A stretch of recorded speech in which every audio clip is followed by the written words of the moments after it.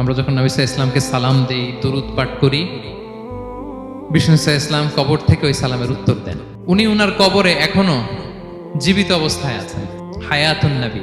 তবে আমরা এখন যেরকম জীবিত এরকম নয়, বারজাকি জগতের জীবিত।